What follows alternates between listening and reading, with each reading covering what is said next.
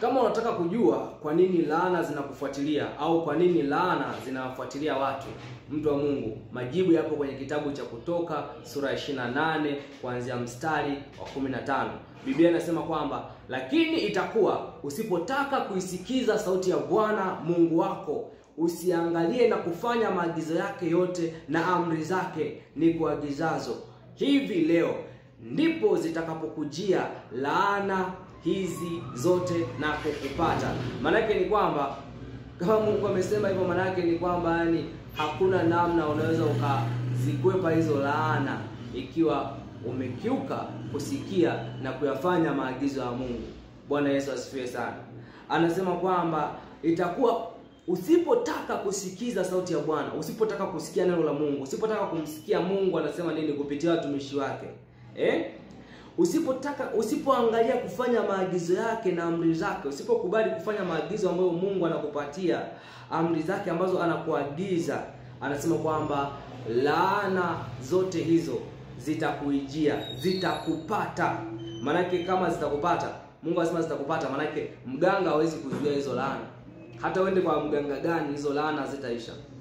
Hata uende kwa mtaalamu gani, hata uende kwa mshauri gani, kama ni laana kwenye biashara, kwenye kazi, utatafuta wataalamu mbalimbali, wataalamu wa ulimwengu wa roho, kwa maana ya msaada wa kiroho kupitia giza, lakini hautaweza kufanikiwa mpaka utakaporudi kwa Mungu, mpaka ambapo utarudi kumsikiliza Mungu na kuyatii maagizo yake, ndipo utakapoanza kufanikiwa. Mtu wa Mungu, Bwana Yesu asifiwe sana. Bwana Yesu asifiwe sana. Utamaliza pesa zako kuwatumia wataalamu, business consultants wakusaidie, lakini bado hawataweza kukusaidia. Kwa sababu gani? Kwa sababu kinachofanya kazi ni laana. Hiyo laana iko beyond human capacity to handle. Kwa hiyo usipoteze muda wako, mtu wa Mungu. Zaidi unatakiwa ni kurudi mbele za Mungu, kumsikia na kutii maagizo yake. Anasema kwamba usiposikia sasa na kumtii, utalaaniwa mjini, utalaaniwa na mashambani. Maana yake hakuna mahali utakapokaa ukafanikiwa. Kila utakachokifanya maana yake kitaharibika. Mambo yako yote yatavurugika. Hakuna jambo utalifanya likakaa sawa.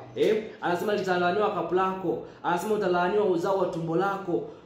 Ng'ombe wako utalaaniwa uingiapo na utokapo. Maana yake kila mahali unapoingia milango inakuwa haikubariki. Mambo yako yanakuwa hayafanikiwi. Kila mahali unapoingia na unapotoka unakuwa unalaaniwa. Mtu wa Mungu, ukitaka sasa hizi laana zisikufuate, maana yake ni kinyume chake. Bwana Yesu asifiwe. Maana yake inabidi ukubali kusikia na kumtii Mungu anachokwambia. Umebarikiwa sana.